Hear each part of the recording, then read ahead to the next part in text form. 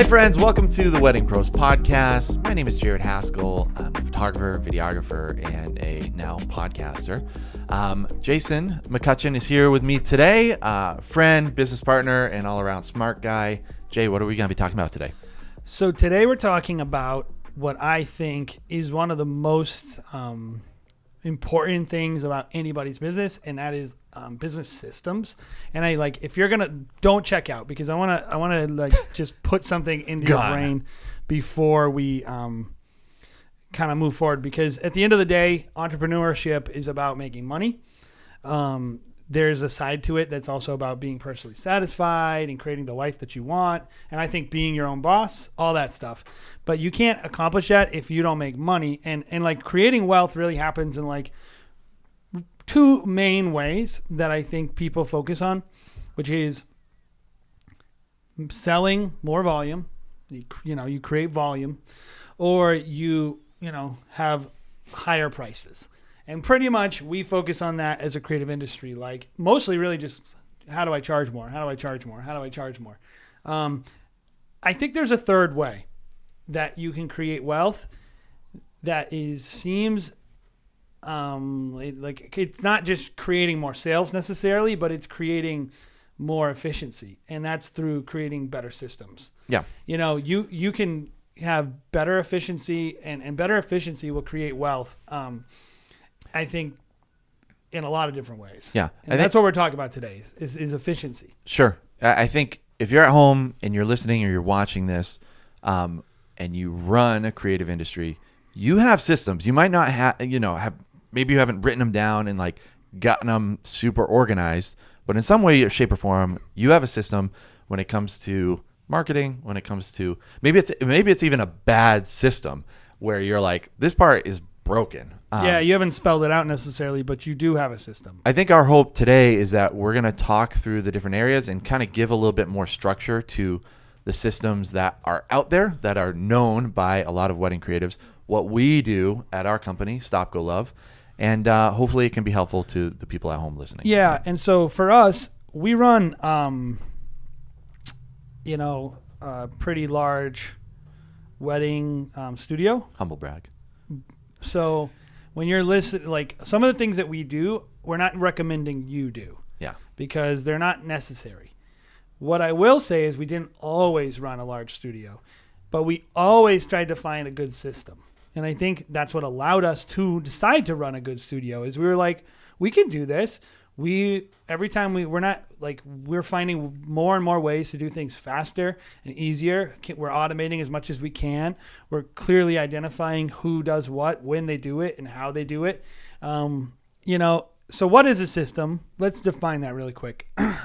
So the functioning definition we'll use today is what a system is a set of principles or procedures, and this is just directly from Google, so we know it's true, because whatever Google says is true. A set of principles or procedures according to which something is done, an organized scheme or method. So I like that one because it makes you think about, it's not just the mechanism, but it's also a philosophy. A system, especially as a wedding entrepreneur, it's not just get myself a project, get Honeybook. That's what a philosophy is also behind it. So I think the first thing to think about is, why should someone have systems? How does that actually help them create more of what they want, which is time, money. And I think the other thing a system will do is better quality, actually. Because I think if you do those three things, if you save yourself time, if you save yourself money, and if you improve your quality, you can make a decision whether or not you want to do more volume or higher prices or both. Yeah. Right? Look, I think a lot of people listening to this are probably creatives. They're probably people that are like, I want to get my hands on a camera. I want to make something. And they tend to emphasize that, right? They tend to be like, I want to create my art. The most important thing right now is make better looking video, make better looking photos, and that's what's going to end up making me more money, which, we would probably argue that that's a part of it, but it's not the thing that's going to save you a lot of time, certainly. So I think when you first start out, you tend to be like, this is where I need to put my time. Maybe you're starting and you're like part-time, right? It's like, I'm working during the week. I have 2 days to work on my business or my craft, the starting point of what hopefully will be a big business. And they're like, if I have 2 days to work on something, I'm probably going to fill those 2 days with shooting. It's not a lot of time spent on building the structure of your business. Or maybe you're like, I'll spend like 25% building like the systems and the business, and I'll spend the rest kind of doing the art. And we would probably argue it should probably be more balanced, right? I think this is going to bother some people, but I know a lot of people running different types of businesses, and all the people making the most money emphasize systems more than creating. Sure. I mean, look at it like us now. Like we're running a big business. A lot of people, a lot of operations. A big creative business, not a... Yeah. No. Yeah. I mean, we're not $5 million business. Woo! No. Compared to the market, and I mean, it's huge to me. But I probably spend most of my time, I would say probably 95%. And honestly, if you're running a real business that, is 30 weddings, probably you realize 90% of your business is just systems work. I think that what ends up happening to most people is they get into the quandary of, I want to make more money. Mm-hmm. And the first thing they say is, I don't have any more time. Mm-hmm. I want to make more money, but I don't have more time. Sure. And I think that's not true usually. I think if you really got down to, they're either very undisciplined, they procrastinate, they put things off, or they wish they could find a way to be more efficient and save themselves, but they don't know how, right? And if they would figure out a way to either be disciplined or just somebody was to walk them through, like, what if we did this? What if we did this? They would actually realize they had more time. And what would they do at that time, Jared? More creative work? Or... More money. Yeah. They would sell another wedding. Yeah. Like if you knew you could do the exact same amount of work today and do 4 more weddings, for a lot of you guys, that's $12,000 more revenue. Mm-hmm. Like that is a no-brainer. Yep. And I think for like a lot of creatives, I want to set you free and realize like you can be like a real business person. You don't need to just be a person who always goes to every single thing and goes, I'm more the creative type. I don't know business. I think that day should be done for us as an industry. Like, put a nail in the coffin on that. Like if you're in this and you want to be around for any period of time, and honestly, the people that do the best work out there, I look at like Jose Villa, and I look at like every once in a while I'll see like a peek behind the scenes. He has great systems. He has editors working for him. He has all these things in line. He knows what he's going to do with the lead. Again, it's a means to an end, right? It's if you have the right systems, it seems kind of counterintuitive. If you spend more time on your systems, it's actually going to open your time up to a lot more creative work down the line. The reason we can be more creative now is because the things that we have that are generating revenue are buying us time. Sure. And they're giving us the freedom to do it. Yeah, turn your sound off too. I did just now. That's a rare occurrence. That's we need a system for that. I know. Speaking of, let's think about why someone needs a system. So sure. I want to make this really simple for people. A system should help you answer some very simple questions about what you're doing. So let's just break this down. I have 4 basic systems someone I think needs to be looking at. This is not an exhaustive list. There are probably other ones, but just for simplicity's sake, you have lead generation, lead processing, project management, project follow-up, right? And within those, you need to be able to answer some very simple questions about each one of these systems, and there's obviously subsystems in the systems, which are really just when something will be done, how something will be done, by whom will something be done. And it could be a robot, by the way. The whom could be the Google robots or the Zapier robots. Yep. But I think, so just really simple. Ask yourself that question about something in your business. No matter how big you are, I think you can say, okay, when is this going to be done? How's it going to be done? And who's going to do it? Yep. I think that's all we're talking about. If you're like systems, is that like typing a bunch of zeros and ones like the Matrix? Yeah. No, we're just talking very simple. Yeah. When's it going to get done? Who's going to do it? And how's it going to get done? So I think if we had theme music, I would call this section Fun with Systems, and it would be polka music playing. Yeah, I love it. But I think we're gonna try to have fun with systems, and we're gonna write down the different types of systems, like you just mentioned, and we're eventually gonna go through and we're gonna grade ourselves, because I think self-reflection is a lot of fun. I love this crap. I do too, But I mean, talking on it, I mean, we need polka music. I mean, it just you need to mix and match, sweet and salty at the same time. Here's what I love about this stuff, though. I really believe anyone can do it. Sure. Yeah. And I mean, you know me, like I'm full creative. Like I'm like full on like, let's have fun. Let's go out and shoot something awesome. Let's, melt over, awesome looking, dope looking images, and let's go have fun with that. And, you can't really do that for long if you don't have the right systems in place. So. Yeah, it's just I want the freedom to do whatever I want to do, and that's the Completely. point of being an entrepreneur. Yep. And like if you're creative, that's probably especially important to you. Yep. So let's just put it in another context. You want to be that guy who shoots less, gets paid more, and you've accomplished it somewhat, and you think you're trying to do $6,000 a wedding. You want to you're doing 30 weddings. That's really good. Mm-hmm. 180 grand gross revenue, right? Now that takes a lot of lead processing to maintain because you're going to create a lifestyle for yourself and you're going to need to maintain that lifestyle. You're not going to want to suddenly drop. Like, think of it this way. You have a bad system. Say the first year, and what people find is like they can usually bootstrap something for like 1 year, do a really bad job of it, and somehow be like, I did it. I did 30 weddings, even though I barely got back to people in time and my delivery sucked or something like that. A bunch of things were disorganized, but that next year is when you're going to pay the price for your bad systems. It's not going to bite you in the butt the right way.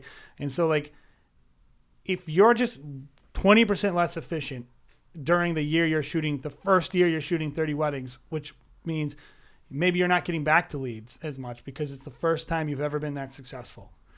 Next year, you do 25 weddings instead of 30. That's 30 grand. Mm-hmm. That's like that. It really matters. And I want everybody to just let it sit in with themselves. Like, how much money are you leaving on the table because you just can't do basic stuff that really it goes into running a business? Mm-hmm. You do your taxes wrong, mm-hmm. which hopefully you're outsourcing that system, by the way. But like, you just don't do your taxes right. 15 grand here, 20 grand there, 10 grand. Like, all these things add up, and it's really keeping you from next leveling your business. Yeah, I think when I think of systems, I think you brought up a good point. It's going to hurt you the next year. I think having a plan for systems as you grow, and however you can predict things happening in the future, you want to account for them, right? Sure. So like if you plan to grow your business by 10 weddings next year, what does your system look like that's different than today? Like if you're struggling right now to get out a wedding after 2 months, say you edited a bunch of photos and you're struggling to get it out after 2 months, but yet you want to expand into by 10 more weddings next year, how the heck are you going to account? You can't just always be like, well, I'll be better. I mean, that's a part of it. But like, I think you should have a full plan for, get a plan together. Or like, you just don't post on your Instagram for 3 months. Yeah. Or you never follow, like, just a system will keep you from dropping a ball, and it also will let you identify where the leak is. Yep. Because you're like, because we have a lot of leaks with our business all Completely. the time. We're Too like, much to do all the time. We're like, oh, that's not going well. Because Yeah. I know, because I can answer the 3 questions. Yep. Like, I'll say, I know when I want it done by, and I know how I want it done, but I don't have a person to do it. Yep. Or I know, like, who can I have a person who's supposed to do this, but I don't know what I want them to do. Mm-hmm. Like, or I don't have an app for that, or like some kind of tool that will let me do it. Yep. Like, you just need to be able to identify. I think that's what's most important too, is like, I don't want you to be discouraged if everything about your system suck. If you can start to identifying that they suck, that's a really, really, really encouraging step. I know it doesn't feel like it, but it's like, okay, just fix one thing at a time. Like, you don't need to go through. So let's get into little bites. Yeah, little systems. I think you're totally right, because it can feel overwhelming, right? Totally. Like, especially when you're first starting out. I don't think a lot of people realize, like, oh shoot, I need a way that, like, right now, if I'm taking credit card over the phone, like, for whatever reason you would be doing that. I don't know why, but you realize, like, I don't even have to think about entering credit card information. When we first got our credit cards, I had to go and manually reconcile them every day. No. So I had to go into the thing and, like, otherwise we never got the money. Yeah. So I had to go and make sure that we processed our credit card payments and to manually do that. Yep. That didn't matter at that point. Yeah. when we were doing 10 a year Yeah. or less. Yep. But as we've grown, because I was like, we can't be doing that. Yeah. Like it allowed us to grow because we started removing manual steps. And I think there's a great term everyone needs to know, which is irreplaceable person syndrome. Yep. Which means that one person will always be the bottleneck to your success. Yep. Whatever their capacity is a bottleneck. Systems let you expand capacity and remove bottlenecks. And that's what we're going for. I think I'm still working on the saying. I think it's an uncut gem right now. Okay, give it. And I'm not even gonna give a preview. I'm gonna talk about the concept. Okay? 3 or 4 more episodes, he'll debut his saying. But one of my favorite things about having a business these days is firing myself from roles. Yeah. And I think systems allow you to fire yourself without hiring another person. A good system is a way that you can so much money. Yeah, it saves you so much money, saves you so much time. That's why I think like when we first started the business, it was like, oh, there's this you were always really excited about a new piece of software. And I was like, this thing I have to learn now. I hate these systems. But when you get in there, you realize, I can fire myself from having to deal with I'm not trying part to of the business that I hate. I'm not trying to collect software. Like once I find something that works, that's it.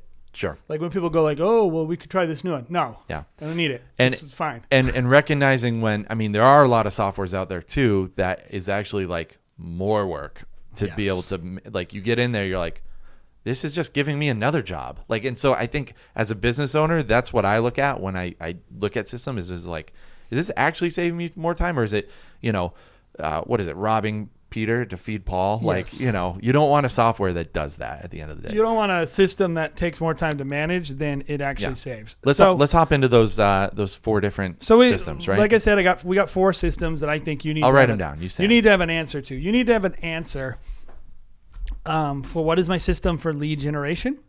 What is my system of lead processing? What is my system of project management? And what is my system of project follow-up? So this is, like I said, these are your principles and procedures that you use for each of those. They answer that question of when something will be done, how something will be done, and by whom something will be done for each of those areas. And so I know this is getting a little teachy, but I'm a teacher by trade, by the way. That's where I come out of. So I'm just going to do what I'm good at. Start with generation. So let's look at our lead generation. So lead generation to me is what a lot of people would call marketing and branding. But I really think marketing and branding is the whole purpose is to create leads and generate, revenue in that way. And so most people, I think, actually do have some things that they're regularly doing for lead generation. I can't everybody is like, so this means like for us, let's talk about our own business, right? Lead generation, we do The Knot, we do Wedding Wire, we do Love Stories TV, we do social media, Facebook, Instagram. Of course, we have client referrals, we have vendor referrals, and then some other things that are part of our system. So to me, the system is every part of the ecosystem. It's not just the platforms I advertise on or the places I tell you about, but it's what goes into creating a lead. And so like I would include SEO, Honeybook, Zapier. If you don't know what Zapier is, it's a really wonderful tool that allows you to connect. Basically, we would call it middleware, and it lets you connect, for instance, Honeybook to MailChimp or Honeybook to Asana. Things like that, which are tools that we use, and they're leading into the next system for us or another system that we have. And so that's what we do for lead generation. And I think what's important about each of those is, in general, we know what they're doing for us in that process. We're looking at like from Wedding Wire and Knot, I would like to get 10 to 20% of our brides from Wedding Wire and Knot. That's what I want it to do.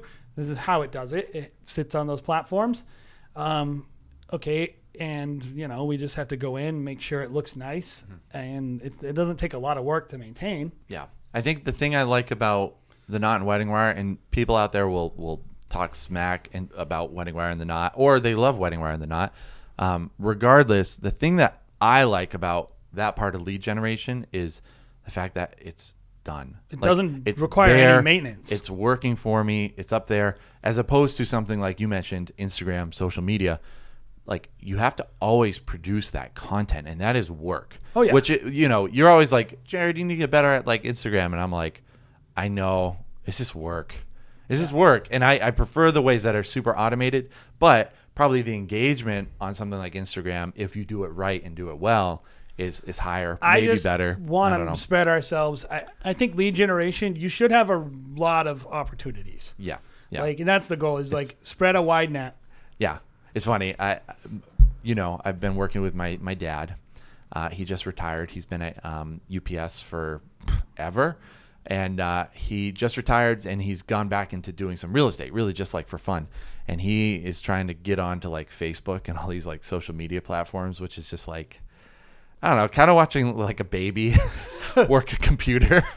Yeah. But today he mentioned, I was on the phone with him. I was like, yeah, we should get back together and talk through your, social media, campaign. What a good son. If you can call it that. I love him. I love my dad a lot, apparently. But we were talking. He was like, I just want this to be fully automated when it comes to Instagram. I'm like, well, Dad, I mean, welcome to the world of content creation. It's just work. You have to put the time in when it comes to this. You got to understand what each one of these systems is supposed to do, and how high touch or low touch they are, and the process will be different, which is why I said you have subsystems, really. Yep. Like, because the Not Wedding Wire, I think once or twice a year you might be able to do it once and literally it works and you don't need to keep doing it. Sure. You might need to do it once and then you're like, oh no, it's not really getting the results I want. You might need to tweak it.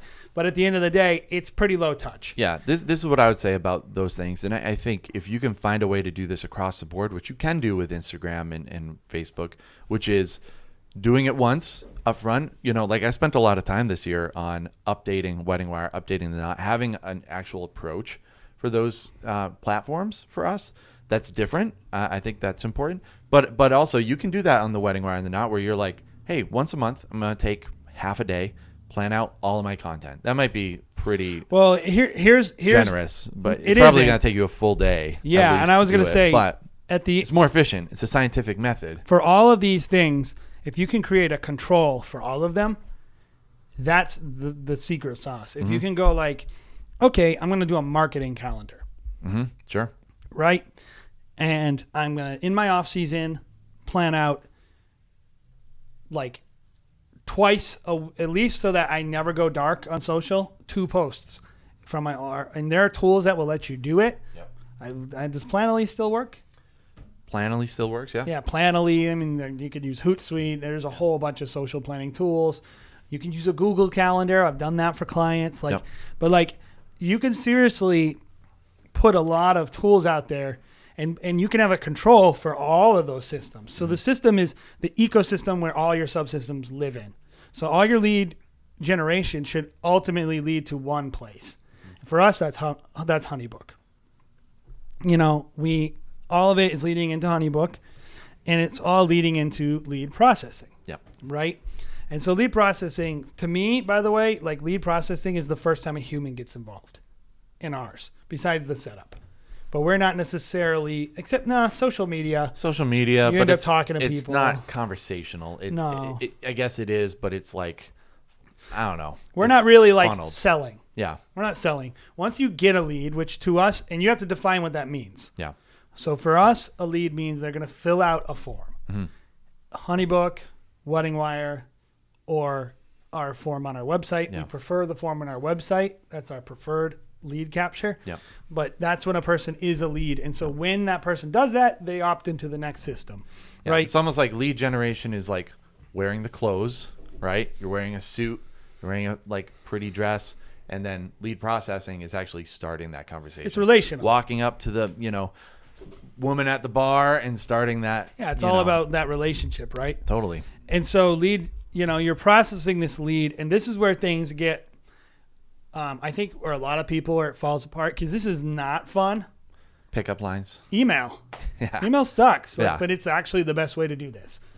I think so too. And obviously people have different ways of doing this. Like I know a lot of people who are just like, I only email. I don't like to hop on the phone because I don't feel comfortable on the phone. Me personally, I love chatting on the phone. If you aren't willing to actually talk to someone, that's just Yeah. I just think it's wrong. I'm sorry. I just disagree with you. I think you don't have to meet everyone. Yeah. I think that is pretty like where maybe you start getting like diminishing returns a little bit. Is like you don't need to meet this person because like. Yeah, and different strokes. The reason why we don't meet with every person for Stop Go Love specifically is it just would take up too much. It's impossible. But with our higher end brand, we want to really sell those people because those people are a bigger fish. So I don't mind taking 2 hours reeling that fish in as opposed to the 10, 15 But either way, that's a take. System for each brand. Totally. Like different approaches. That brand, that system is different for a different reason. And so again, like it's like, when is it going to be done? How are you going to do it? And who's going to do it? We're going to, at this point, try to set up a meeting with them. And it's going to be me and you or me or you. That's the system for Huxley Film. For Stop Go Love, the system is Natalia, our studio manager, is going to say, thank you so much for getting a hold of us. Jared has time on these appointment times. Would you like to call him on these set times? That is how we do it every time. That is the system. You don't even really get involved until that person says, I want to hop on the phone, right? Sure. Yeah. That's it. Like I'll see the emails come in, but I know that for me, I type like this. Like, yeah. And I'm like, that's not something I ever even really want to be good at, is like combing through a million emails. And like, I mean, if you're watching this, you're probably not that person either, or listening to this. So I'm like, I don't even want to touch that. The leader of any business eventually shouldn't be like, once you hit a certain scalability point, like the first thing you should try to do is get someone to do that stuff for you. Like, yeah, your time is too valuable as the business owner, and not saying that person doing that role is meaningless. It's just like they're going to come in, they're going to do the things that I say to do, and they don't have to think about the whole process. They're just, and my wife is perfect in this role. Like she wants to be told what to do. Like she wants me to say, hey, do it this way every single time. Do this. Even better, about this. She wants a system to tell her to do it that way. Exactly. People thrive under systems. A lot of people only thrive under systems. And that is not, creatives naturally are types of people who don't like systems, but you need to realize most of the people you end up working with really, really are used to them. Yes. And they like them. They don't like your scatterbrained approach. Yeah. You're not going to get the best out of them. Yeah. I mean, there was a guy, I learned this in college, actually. This was one of the few things I learned in college before dropping out. But in the early 1900s, when the Industrial Revolution was happening, there was a factory owner who created this scientific method, right? So it's like one person does one thing on the chain of the production line, right? You're going to be, oh, did I screw that up? Yes. Oh, well, it's lead, and then project. Okay, I screwed it up. Sorry, everyone at home. Jason is correcting my writing on the board. Look how bad my handwriting is, though. Anyways, scientific method, one person doing one job, and he found it like increased production by 50%. Like right off the bat, just by having one person do one thing. So that's kind of, what we try to do along the way is like, Natalia, you have a very few set of jobs, but you need to do it really, really well. And she crushes it. And then we just are so happy and so grateful. I look at my life and I'm like, I go home and I'm like, I didn't do anything today. Because really what I did was I deposited 1 penny into like a million different jars. And I'm like, I didn't get anything done. But over the course, like I allowed other people to do the jobs. And that's kind of what my job has become. But anyways. So lead processing is where a lot of people struggle and where a lot of industry talks about upselling. And guess what? I personally, I think that stuff is great. And I think a system will even help you do that. Like if you're trying to sell higher price packages, we had Jonathan Snyder on in Vegas, and his thing is package analysis, right? And going through your packages and evaluating do they have the proper scaling as they're going up, and does it make sense? And that's a system. All this stuff is systems. And you're really looking at it and going like, who's going to do this by when, and how are they going to get it done? And so what are some of the ways that we like to get our sales done? Like how would you describe the system Just really quick. Make it as simple as possible. For Like people. step by step. Yeah. So yeah, I guess the way our system is set up is inquiry comes in, Natalia responds within 24 hours, usually sooner. Yep. And so Should I go back farther? no, because right here, let's pause. Yeah. That person responds, right? A lot of people go, then I hop on the phone or then I sell, but actually that's not how it goes. And so our system, we have a bunch of steps before we even get on the phone because like there's all those potential follow-ups. This is kind of like a choose your destination book. Yeah, yeah. Where you turn to page 4 to go to the left. Turn to page 5 to go to the right. Yes. What usually, I mean, this is pretty nuanced, but I think if somebody reaches out for pricing specifically, I send them pricing right away. I send them a brochure because that's what they're looking for, even though our pricing Natalia is on the website. sends them pricing. I'm sorry. Natalia sends that to them. They send them a full brochure. If they don't ask for pricing, if they're just looking for like a conversation, I say, Jared will set you up with a conversation. And I think Natalia says it. I'm sorry, Natalia. By the way, that is how we talk. We're all a collective. Yeah. So we think of it in terms of we're doing it. Yeah. But Yeah. Just so the listener I say knows. we. Yeah. I say we. I mean Natalia. I mean totally. But that's the person who does it. Yeah. And I mean, if I am on there and I see someone come in, I do it. I do it just because I'm like, the speed is important to me to get to someone as soon as possible. So I know usually Natalia reads emails and gets to certain things at certain parts of the day. If I see it come in, I just get to it just because I'm. So the person fills it out. Yeah. They fill it out. We either send them a brochure with pricing and we say, here's our pricing. We'd love to set up a time to chat with you. Or Natalia says, I'd love to set up a time for Jared to get on the phone with you. Here's a little bit of information. So that person ignores you. And then what happens? If that person ignores us, Yeah. then within 3 days, she's sending them a, hey, wanted to make sure that you got the email. We'd love to chat with you. Simple email. It's like 2 sentences. And then after 7 days, they get another email. So we're contacting them 3 times in 1 week if they don't respond. Saying, hey, pretty much the same thing. Hey, wanted to chat. Like, would love to still chat with you if you're interested. I find that usually that person is a person that saw your pricing and is like, Dead lead. Dead lead, maybe. But it usually has to do with pricing. That's the ghost, right? The classic person that gets in there and is like, oh, this is too much for me to spend. Or maybe they just found someone they like more than you. I mean, that happens too, and which is totally fine. Or someone responds to you, right? Someone is like, oh, yeah. Really quick, though. That third email is very, hey, we're going to leave you alone if you don't respond to this. Yeah. I think the email structure, by the way, templated emails, guys, like you have to have templated emails. Like you can't be writing it from scratch every time. No, even if you're it's writing just it from basic scratch text, every time, it doesn't even need to be like this fancy looking email. If you are me and you're writing emails from scratch every time, that's wasting a month of my life every single year. Like, because I'm such a slow typer. Like, so automated emails where you're entering, in HoneyBook specifically, it enters their name for you, and all you have to do is like enter dates, like, or so maybe you add each a little sentence here or stage. So we have a system too for like a stages in HoneyBook. So it's like, and I can even it looks basically like this. Yeah, you put them in different buckets. And so we're just moving a person like that. But if a person responds to our lead and then they want to set up an appointment, we would just put them up to the meeting phase. Yep. And if a person hits to that stage 3 and they're getting dumped, then we go like in the trash. Archive. Yep. And we don't sweat it. And I think this is the key thing about a system is like you need to take the emotionality out of it. This is why I bring up this boring part.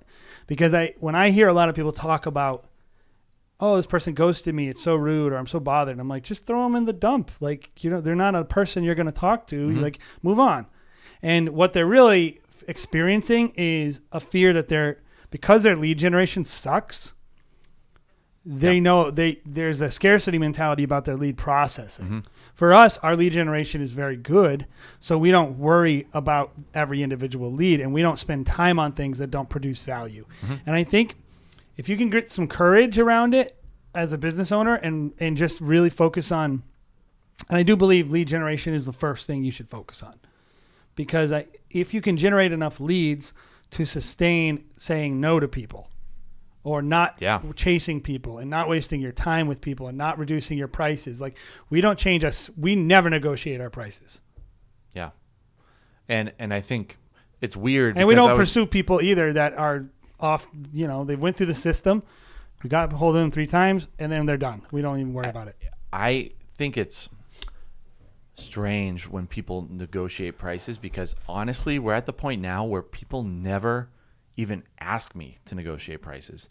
And I think that has to do a lot with our systems where they're like, wow, these guys are so like surgical in their approach.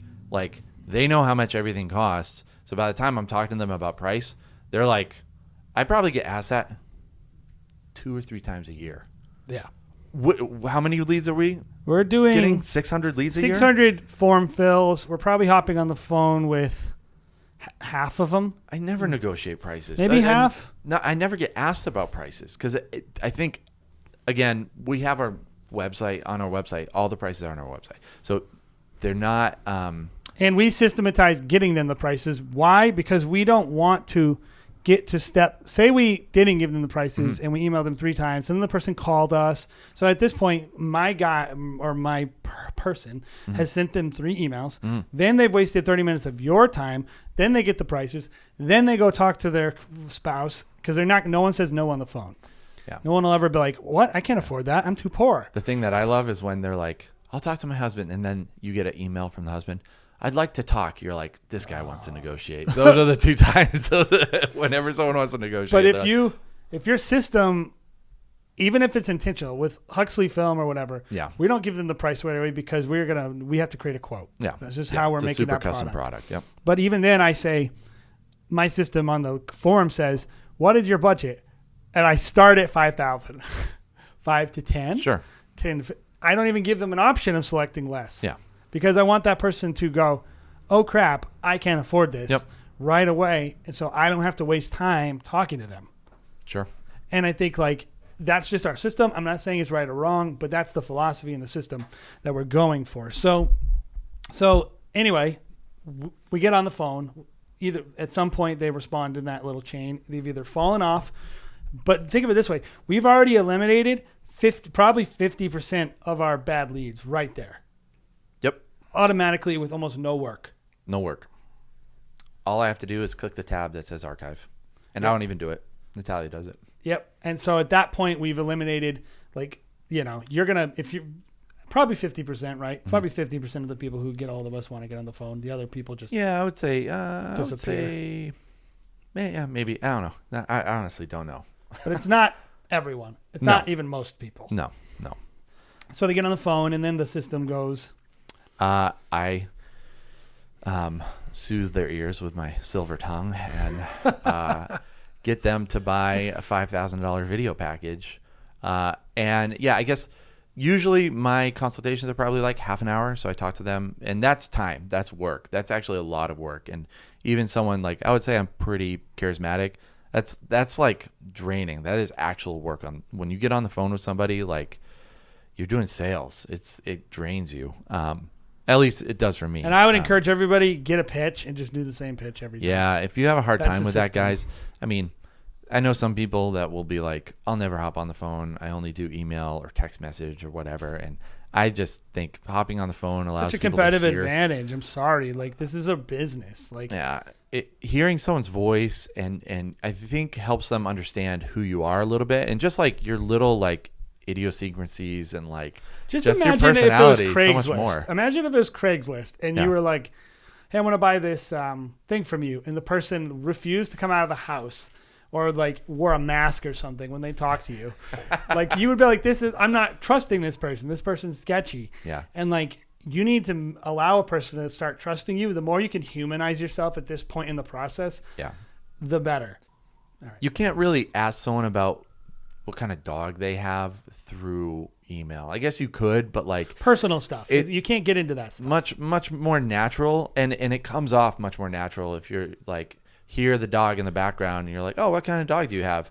I have a Yorkie. But that's a system that we have. Sure. Our system is it's almost impersonal. It's polite and it's professional, but we're not giving them a person to grab onto until they get on the phone, because we don't want people to feel like they have that level of access to us. We want them to feel like access comes to clients. Yep. Access doesn't come to people who just fill out our form. Yep. So then you start becoming a client and you get more access, more access, more access. And the first thing that we always do is say, tell me about how you met. How do you want the day to feel? It's very personal, and that's intentional, and it's systematized. You do it every time. And then how many times do people come back to us and say, oh, I love that you did that in the email, in the phone call. I love that. What we talked a personal conversation. Oh, yeah. Yeah. I personally the other day a lot said of times people will be like, I feel like we have a connection to you. Mm-hmm. They won't even say, they'll say like, oh, we like your work. Sure. That's pretty common. But saying like, I feel like either you'll get along with our photographer or we have a personal connection with you. By the way, guys, I'm not shooting every wedding. Like they booked us because I had a personal connection with them, and they know they trust me so that I can say, here's my lead shooter, Dom. Here's my lead shooter, Caleb. These are the team members that are going to treat you just as well as I will. And just because they start a relationship with me and they trust me. Yeah. They're like, he's a cool guy. That guy wouldn't screw me. Yeah. And it's he's like, not gonna hire he's schmucks. not going to send me some guy. And if there was a problem, like he's going to make it right. Yeah. Like that's why that personal connection. So, but we do that as a system. Mm-hmm. So like systematize it, and like don't give your you don't reinvent the wheel every time you get on the phone. Yep. I'm going to try this. I'm going to try that. Like try to refine your pitch. Yep. Get your pitch. In sales, there's a book called Ultimate Sales Machine. Love this book. Mm-hmm. You should check it out. This book is really instrumental to me, The Ultimate Sales Machine, and it's cheesy. It's really cheesy. But they talk about what makes a good salesperson, and they say a really good salesperson will never take no for an answer, but they have high customer empathy. And high customer empathy means you listen. Yep. You're a good listener, and you try to understand their problem and their needs and what they want. And you're also a little pushy, and I think a lot of us, we might struggle with that, but you can start refining it by getting an elevator pitch. I would say I struggle with that. I struggle with being a pushy salesman because I just see it's like so tacky, and you're probably at home thinking the same thing. If you're a creative, you've been sold to, like everyone's been sold to, and you know when you're being sold by just like some dude who's no empathy for you. It's like they don't listen to you, and it's just like, how annoying is that?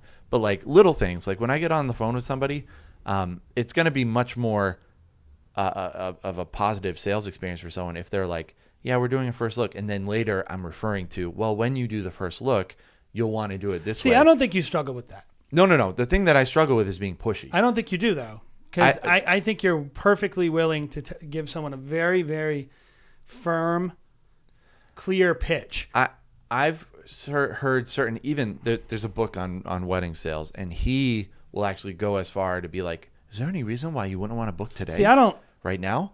But that's not what they say as a good salesperson. What they say is you don't take no for an answer. It doesn't mean that you're pushy. It just means when a person says like, I can't afford that, you go, okay, how can I help this person afford this? Sure. What can I do? Sure. To help this person afford it. You call people back, and you're willing to keep going back. You're not embarrassed by someone saying no. Yep. A lot of people are absolutely embarrassed. Yep. So let's keep talking systems. Yeah. So you at that point, you've hopped on the phone with them. That's not a done deal, though. Yeah. The system management is you go on a date with somebody, right? It's like you went out, you tried to woo them. It's all out there. I think the follow-up is kind of like second date, right? Getting them in and how often do you feel like you have to get on a second phone call? Oh, rarely. I mean, we don't even really systematize that, by the way. Usually everything else can be answered by email. Yeah, we try not to systematize things that we just don't want to be doing. Yeah. We don't want to be hopping on the phone a second time. That's okay, we have to do it. But it's by not the our way, ideal. We're willing to. I'll always throw it out there, like even though it's never happened. Like I'll be like, usually because you have the same thing, you're emailing them. You're like, hey, I wanted to follow up after our phone call and see how you guys are feeling. Usually we do that maybe probably within 3 days, kind of same mentality as the processing. 3 days after the phone call, hey, I just wanted to follow up, see if you guys had a chance to talk. And by the way, I'll send a follow-up email after the conversation, just giving them our prices, giving them our a la carte menu, giving them just like little points of information, like This is what raw footage looks like. Here's a blog I wrote about it. Here's the music groups we licensed through. Here's just some things that, you guys can do some extracurricular reading if you want to. And just you give it all to them. And then 3 days later, hey, wanted to follow up, see if you guys had a chance to talk over the weekend. Let me know. We'd love to chat. And if someone, we do that a couple different times. Usually like a third email is like, or a second email after that is like, I would even be willing to hop on the phone again if you want to go through some things. Every once in a while, maybe once a year, I'll hop on the phone call again, or on the phone again. But for the most part, usually at that point, somebody has enough of. By the way, we don't really get ghosted that much at that point. No, because we don't. Because we've established a relationship with that person. That person will at least have the courtesy to say, after those 2 emails, I went with someone else who was cheaper. I couldn't afford it, or I like, it was between you guys, and we like. They have a level of respect for you that is higher than just some internet robot that they filled out a form for. Yes. Yeah, and so usually, almost never do we not know that someone went somewhere else after a phone call. Yeah, I would agree. Usually the person we're not dropping leads at that point that are actually hot. Mm-hmm. They're not leads anymore. Yep. And so we're either selling them or they're telling us they went somewhere else at that point. Yep. And so probably we do the same 3 email system at that point. And on that third email, we're like, hey, we're going to be archiving your project, basically. You don't say that, but what I'll say is, and you can use this, I won't charge. I wanted to reach out to you one last time before, we archive your project, essentially. We'd love to be a part. Obviously, we know there's a lot that goes into the wedding day. Feel free to reach out whenever. Feel free to reach out at any point. It's a goodbye letter. Yeah, but for us, all systems need a beginning and an end. Yep. So you need to know, I'm done with this lead. I'm not going to be following up with you anymore. And you, in your own heart, like, it's not even for that person. It's for you. Yeah. Like, I dropped my pen. I'm going to not even cut that out. We're going to leave it raw, guys. Sometimes we drop pins. We're humans. But like, for you to know when you're done. I agree. A lot of people are like, oh, I need to tell this person I'm not going to call them. So they're not, let's be honest. Who cares? That person's not your customer. Yeah. Who cares what they think? Yeah.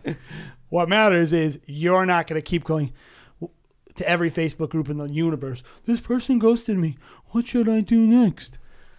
Delete them from your queue.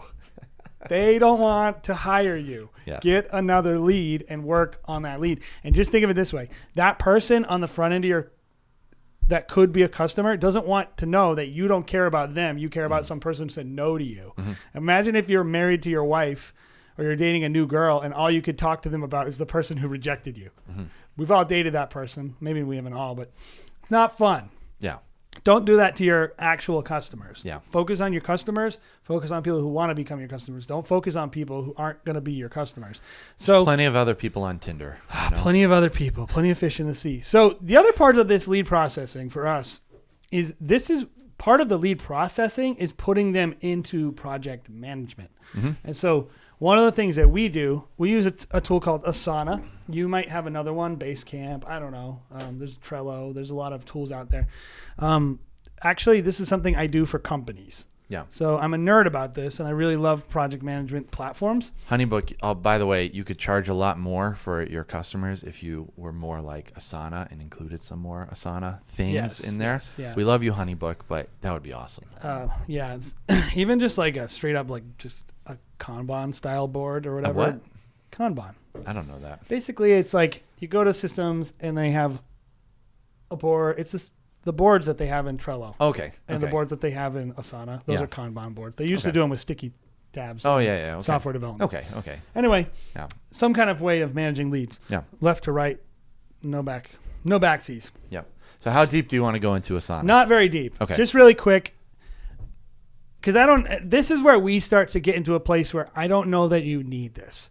For some of you guys, something like Honeybook that has to-dos and automation is going to be all you need to manage your projects. For us, we have a bunch of employees and a bunch of staff and a bunch of contractors, and we need a tool outside of Honeybook that is cheap to add people to. Asana, we use the free version, and we can add all the team members we need for a season, and we can give them people. for the give free them version. access to the parts they need to have access to. So we'll say like organize equipment. That's a task. And we have templated projects for weddings. And when a person becomes a certain thing, I think when it says contract signed, we have an automation that will, and maybe we change this from time to time based on what our needs are for the year, but we could set up an automation that would create a project in Asana. And then we can go in there, apply the template, all this stuff. But at that point, like once you've sold a lead, then it's a project in Asana. That's for us.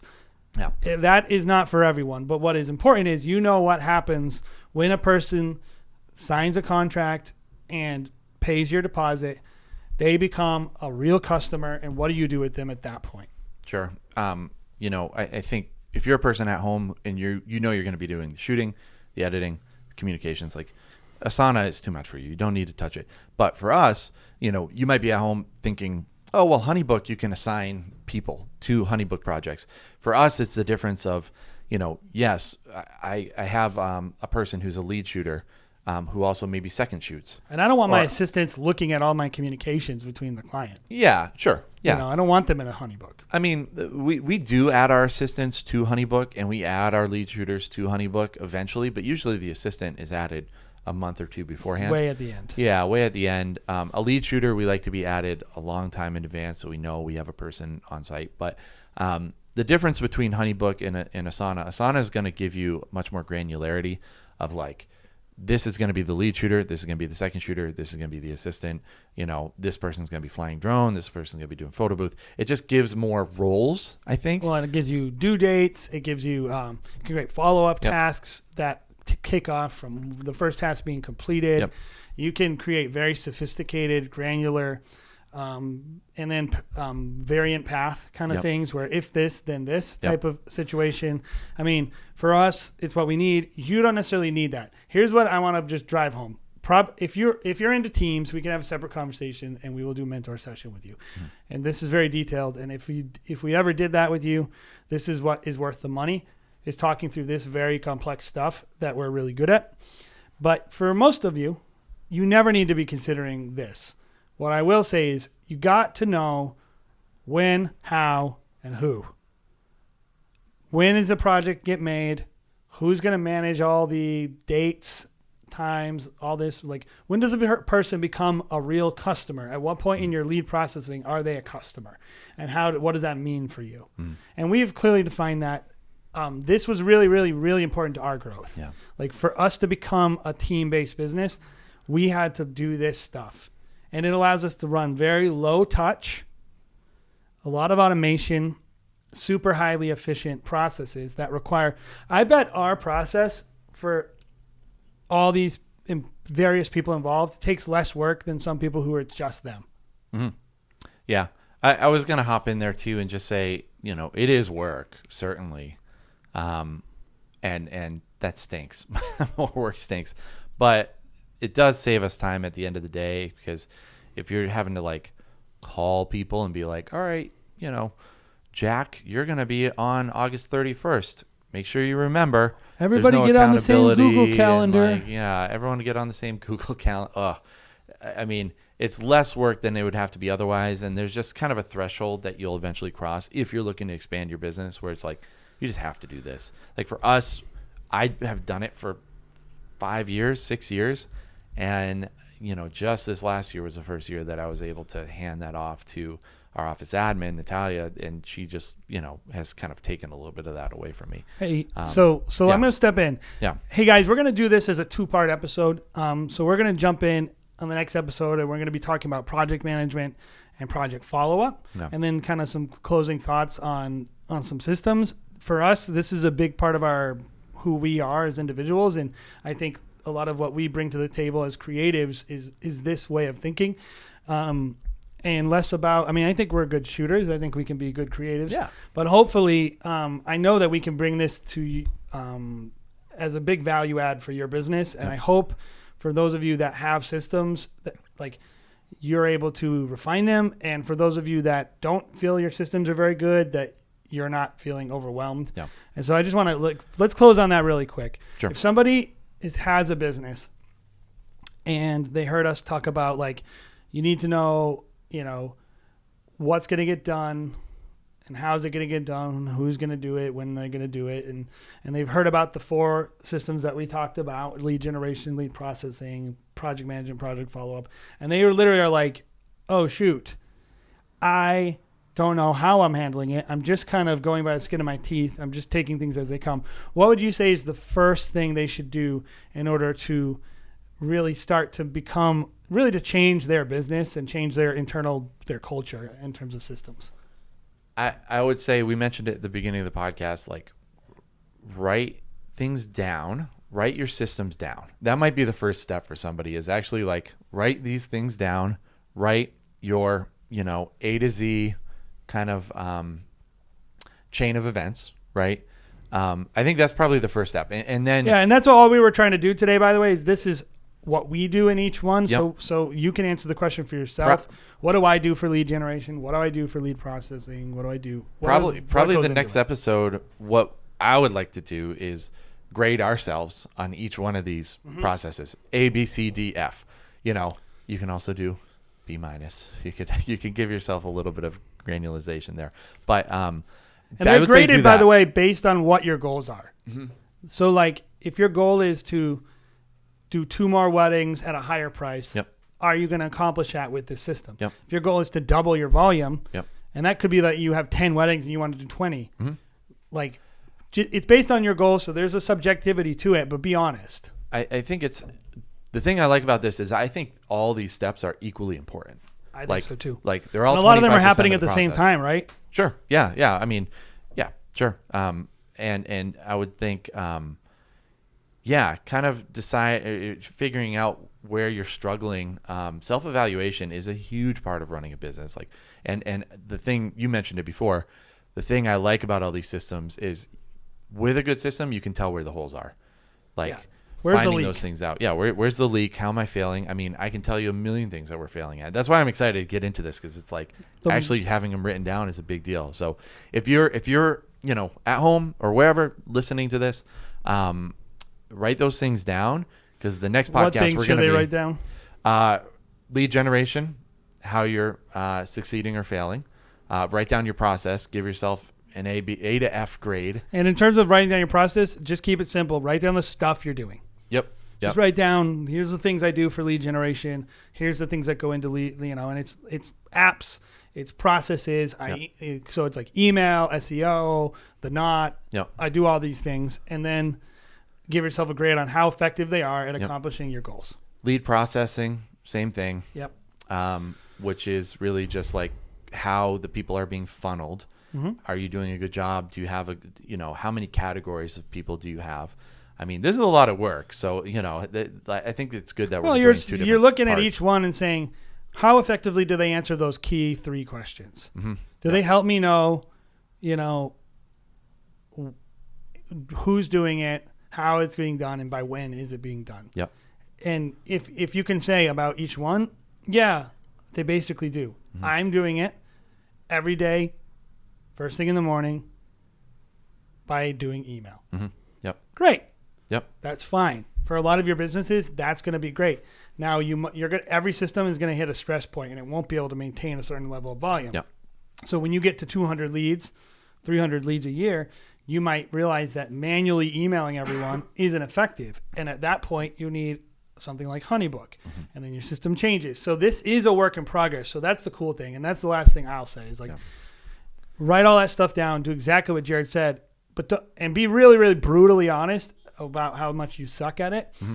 But also realize everyone, wherever they are in their business, to get to the next level, you're going to have to change and grow.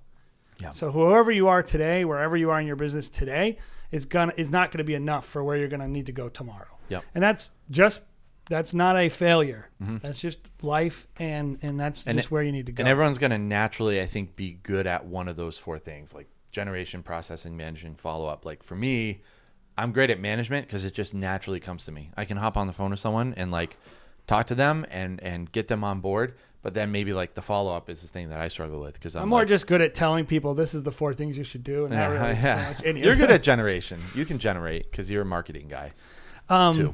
Okay, so that's the end of this, the first part of our systems episode. We've been putting it off for a while because I was like, oh, this is going to be so much. I knew it was going to turn into this, but I actually think it's really important, and we're super excited to talk about it. So like I said before, get ready for episode 2. We're going to try to release it pretty quick too, maybe even the next day after the first episode. So hopefully we'll get to that. But if you haven't subscribed, check us out and subscribe. If you're listening on Apple, then check out YouTube. We got a bunch of other content, product kind of stuff, tutorial stuff. Check us out on YouTube. Give us a sub there. It's not just the same content. I would say on YouTube too, comment the things that you're working through in your own business, because I think you're probably going to find people that are struggling with the same things, and hopefully we can all learn and grow together. So yeah, awesome. cool. See you guys.